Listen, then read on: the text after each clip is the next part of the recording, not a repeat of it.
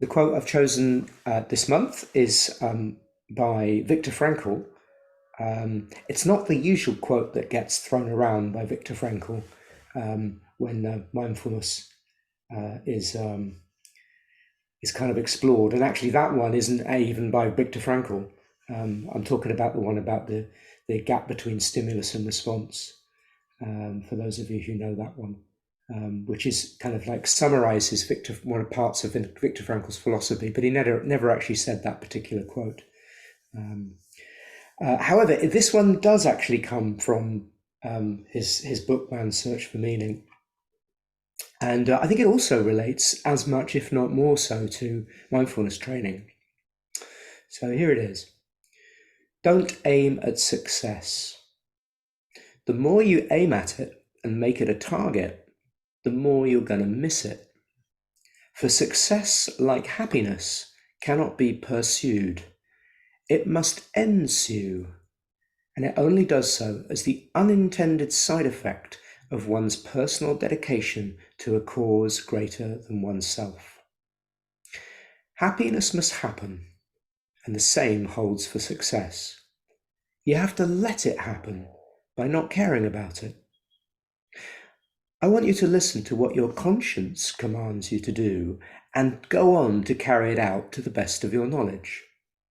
Then you will live to see that in the long run, I say, success will follow you precisely because you'd forgotten to think about it.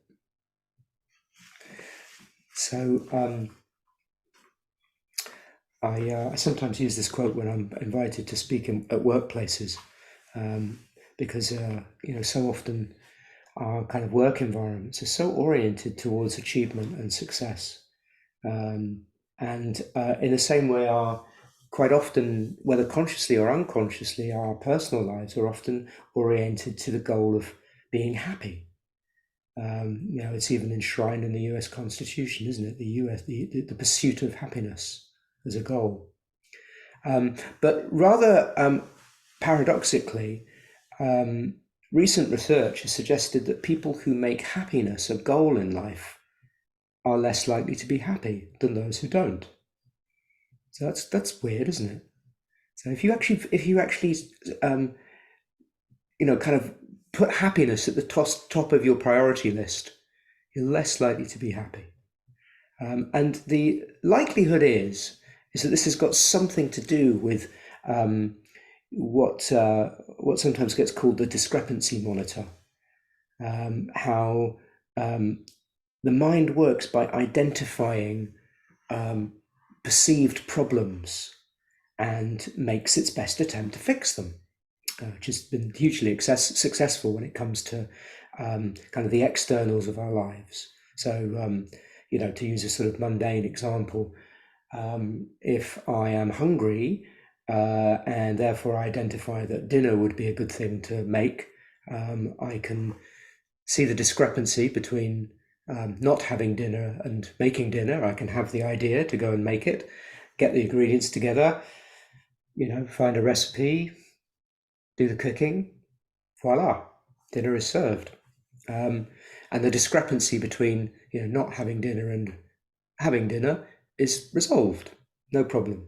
And you can think of probably all sorts of examples where there's kind of a perceived issue that needs fixing that we can fix by thinking ahead to how we might do something and then going to do it. The problem seems to come that when we make states like happiness a goal, is that the mind starts to project ahead into what that would be like, but then refers back to the present moment and compares it with that idealized state in the future.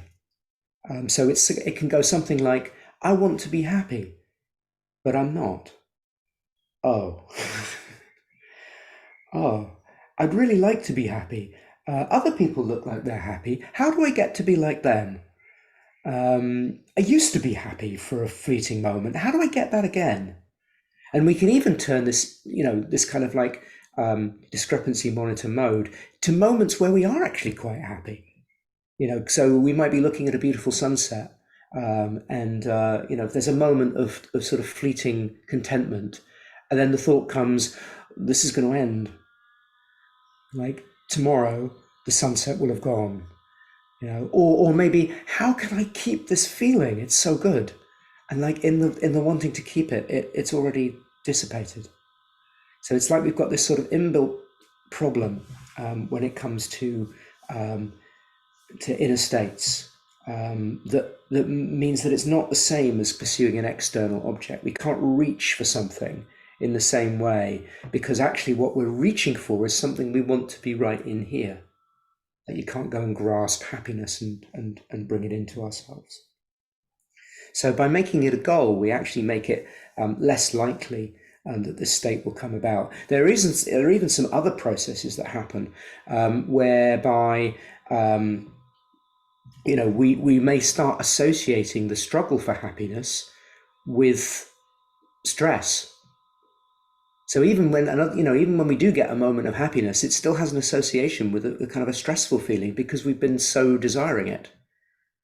It might be another way in which the mind, which makes associations with all sorts of different relationships in our lives, past, present, and future, can lead us to almost the opposite of the state that we are seeking.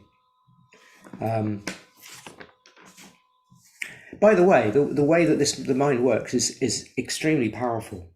It enables us to do so much. If you think about human beings as relatively speaking, compared to the whole of the animal kingdom, we're quite small. We are pretty slow, and we're not that strong either. Compared to the strength of an elephant or the speed of a cheetah. And yet we've become dominant on this planet largely through this capacity to solve problems that would be beyond other animals. I heard a recent example of this, which was if you want to turn a screw, like say you've got a screw that needs to be turned, it's in a wall, and you've got a lighter, like a cigarette lighter, and a biro pen. It's like, how would you do this? You might want to think about this for a moment. How would you turn the screw with these two items? Probably before long, you might start to work out, oh, it's made of plastic. Plastic's flammable. I've got a lighter here. Right, okay. Plastic melts when it's hot. So if I heat this up and then it melts, and then I kind of push it into the screw and then let it freeze, it'll go hard, and then I can turn the screw and voila. Your dog's not going to be able to do that. So this capacity to make relationships between objects in our lives is super, super powerful, and it also creates the possibility for suffering because we can create the same kind of relationship between idealized states in the future or memories, these sort of patterns that go on in the mind can lead us into not feeling what we want to feel because we're comparing it, because our comparing mind is making relationships and trying to fix the problem of not feeling good. So we actually need to use a part of our minds that's developed more recently actually than these cognitive capacities. Some say only in the last 30, 40,000 years ago, which is the capacity for awareness. To not only to be able to think, but to know that we're thinking.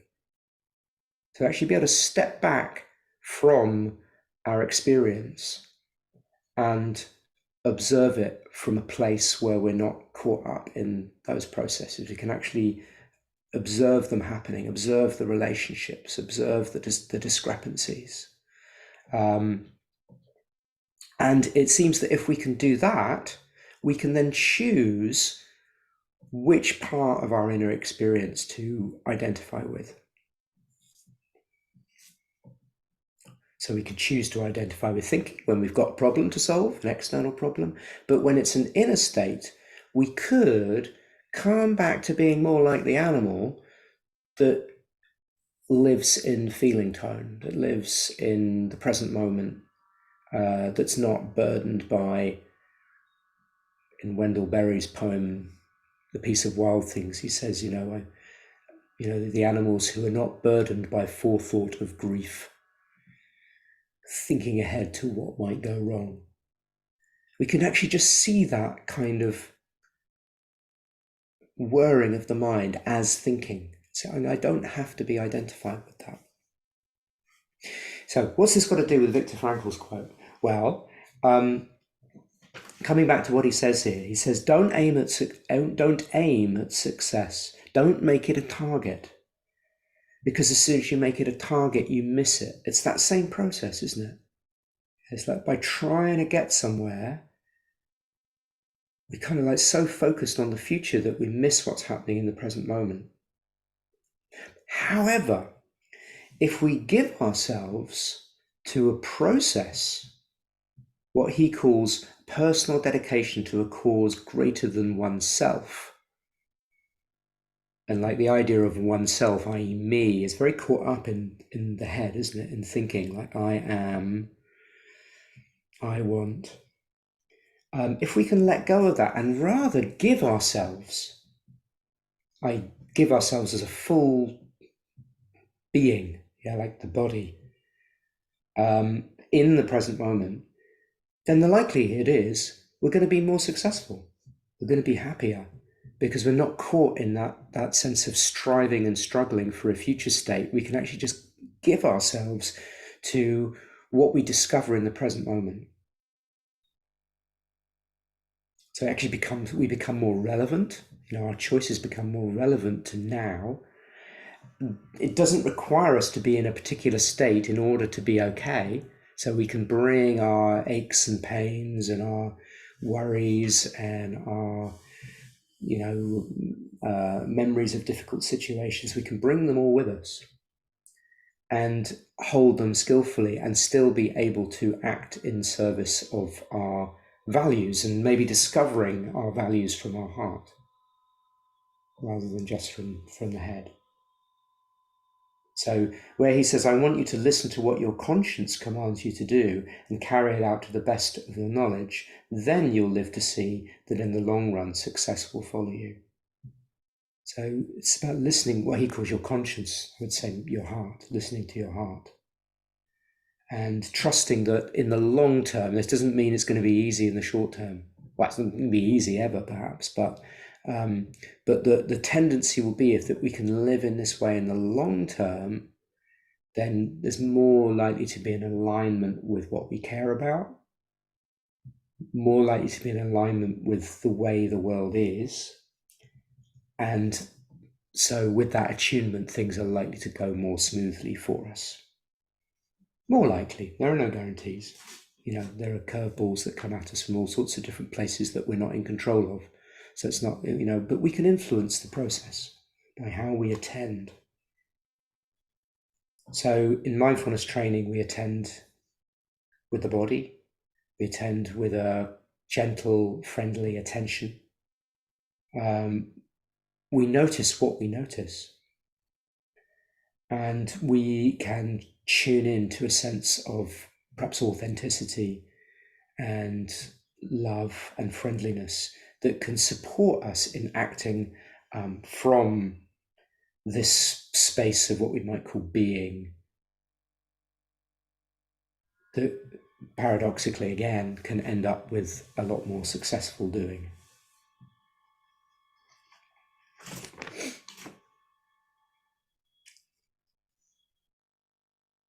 Not easy to do, of course, because the other mode is so successful. It's how we've come to do things that most animals can't do, both the wonderful and the awful. But certainly, the power that kind of this ability to think relationally out of time, future, past, and to make these kinds of associations that the mind makes is it has been hugely successful. So it's very powerfully identified with us until we choose to see it as not. That's our choice, and that's the flexibility of attention that we train in mindfulness practice. So let's drop into a practice then and see if we can cultivate this not aiming at success. By the way, Jon Kabat-Zinn would call this non-striving. Yeah, so some of you might know this as being one of the attitudinal foundations of mindfulness, of non-striving. So hopefully a little bit of what I've said might have made sense of this this particular foundation, which again can sometimes seem paradoxical. That I think he says in the Healing in the Mind video at one point, sure, we want peace, but maybe the best way to get there is to not try. And then we can discover that peace can be right here in this moment of non-struggling for it. Thich Nhat Hanh says something very similar. Peace is the way. There is no way to peace. Peace is the way. Okay, so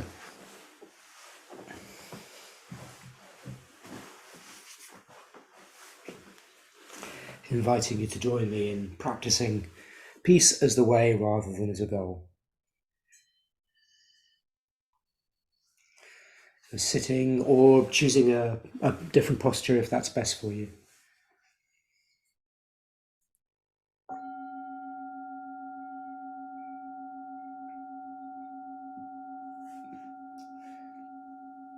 So we're looking after and responding to our bodies moment by moment.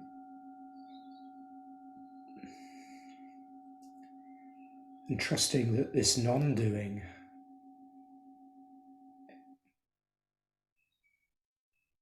is, again, to quote Jon Kabat-Zinn, a radical act of sanity. Because it's not following the usual train of trying to get somewhere else in order to experience what we want to experience. But discovering that wholeness is present right here with all of our difficulties, pains, tensions, that we can experience wholeness, contentment right here.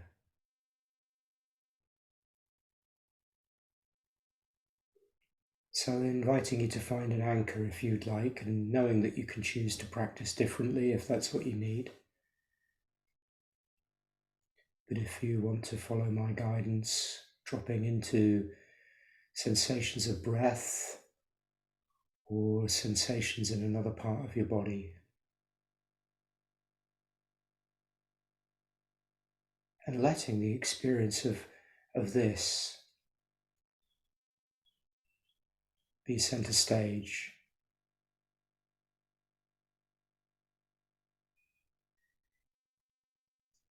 Knowing that sensations are always in the present moment.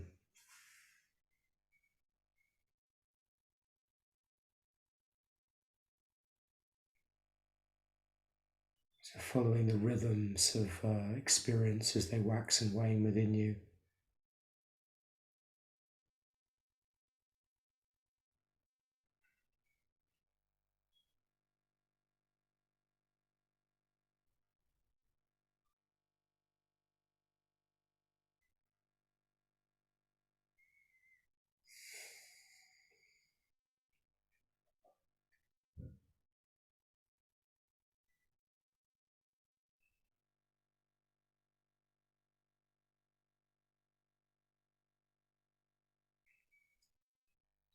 And of course, we're not needing to banish the thinking mind, recognizing that it holds enormous power for us, great benefits. And it can get us into trouble when it comes to inner states or with situations that can't be fixed. So for now, I'm just going to let it be secondary rather than primary. So when we notice that our attention has defaulted into thinking, whatever those thoughts are, whether they're pleasant or unpleasant, genius thoughts or seemingly pointless thoughts, the same way, just for now, coming back to our anchor and letting our experience be embodied and noticed.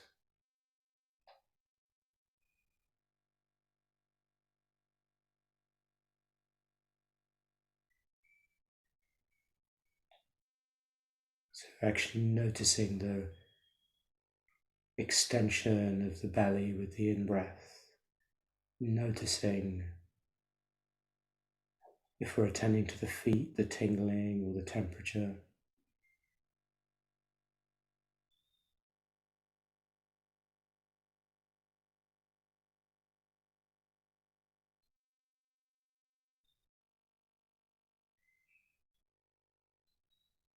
Just watching what changes and trusting that this in itself is success already when it comes to meditation.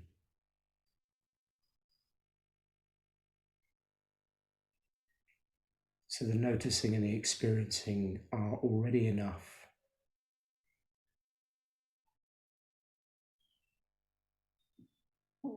Because we are training a different mode of mind here.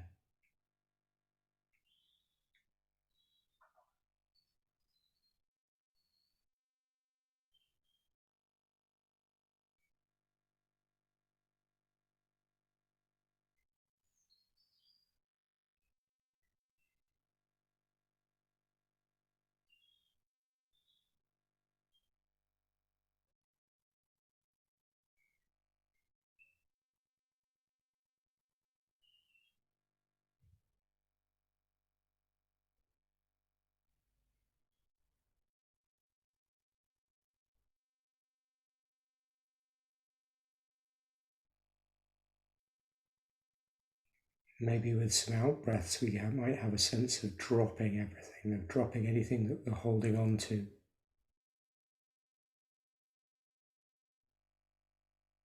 Thoughts, emotions, other body sensations,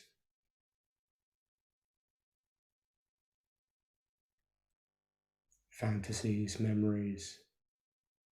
With the out breath, just a sense of dropping all of this, letting it be in the background, and tuning to breathing and letting this be enough.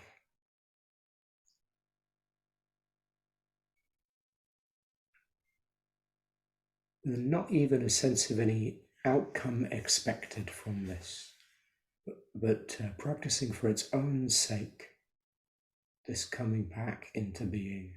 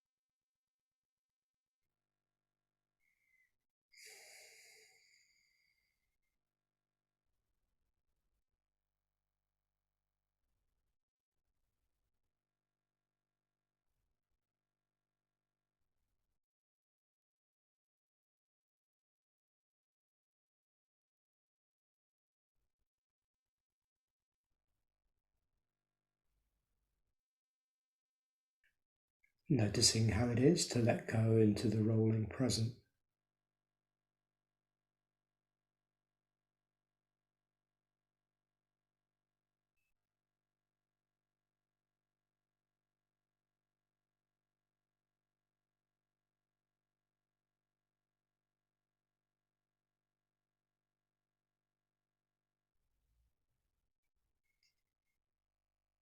And if we're stepped away from the content of thoughts and emotions and impulses, we're seeing them from a space of awareness, like a vantage point high up above, like seeing the city below from a mountain. What's this like?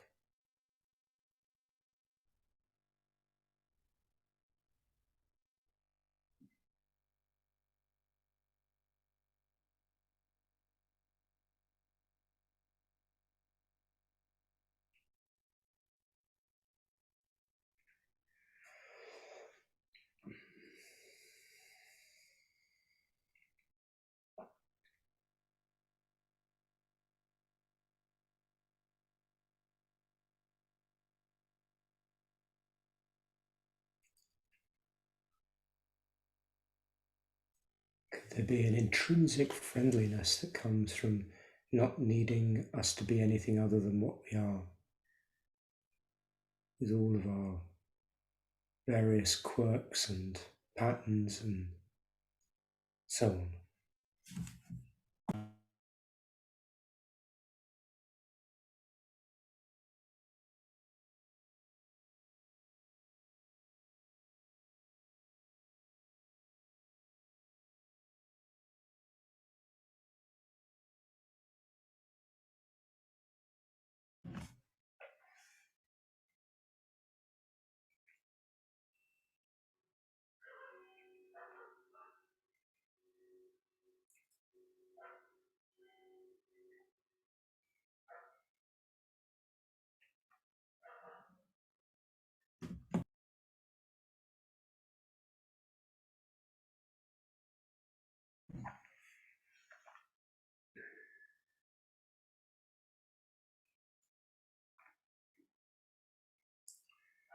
Just being here and now,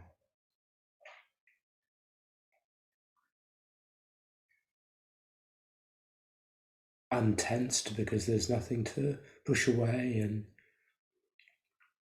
nowhere to drive to. Is it possible to bathe in the experience that's here, irrespective of whether it's a joyful or a difficult moment?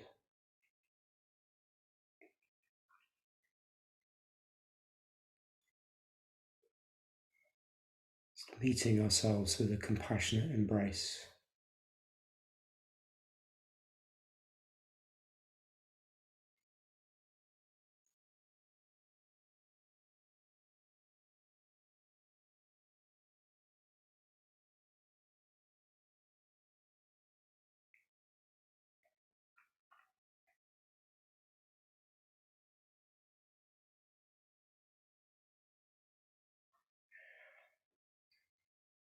And in this space of sitting here, if it feels if it feels workable, could you could we connect with our hearts, just to tune in to the heart region, sense of our wisest, deepest being that brings head and body together,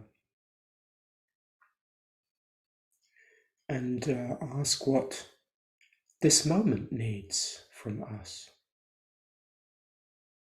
or maybe what inspirations it brings right here and now, not in the sense of needing to imagine a particular future or push for some result, but is there something we could offer this moment? Might be an action or an attitude or a refraining from an action.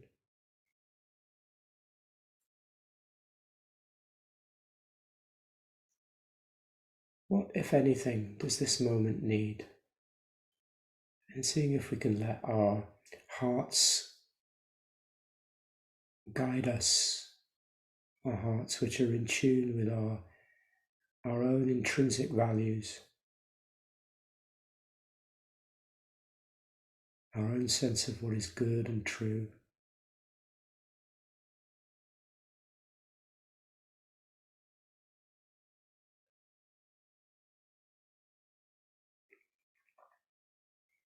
It may be that there isn't something coming up but just now, so maybe our intention is just to wait and see, keep listening.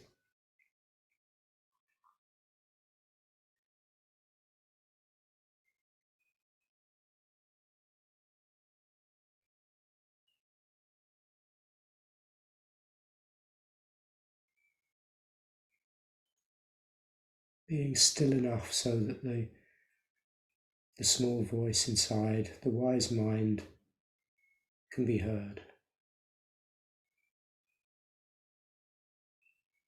can be listened for.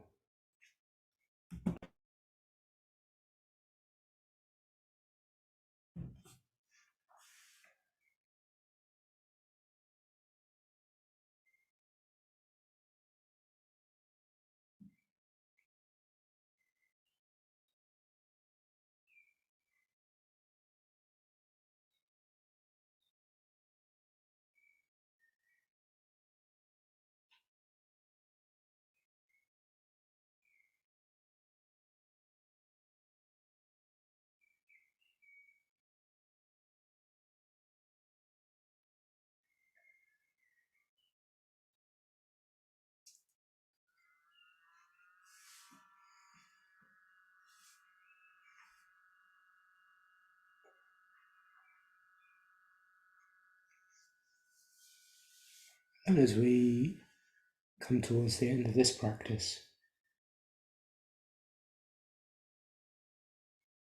can we allow whatever hopes we have for our life to ensue rather than be pursued? Can we let them ensue in their own time,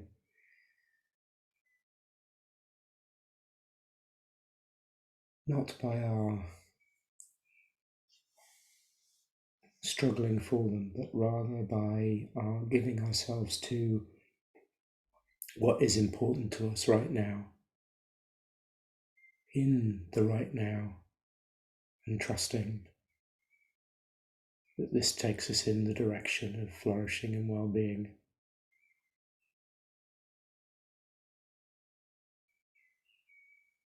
In the truest sense of the word, wholeness.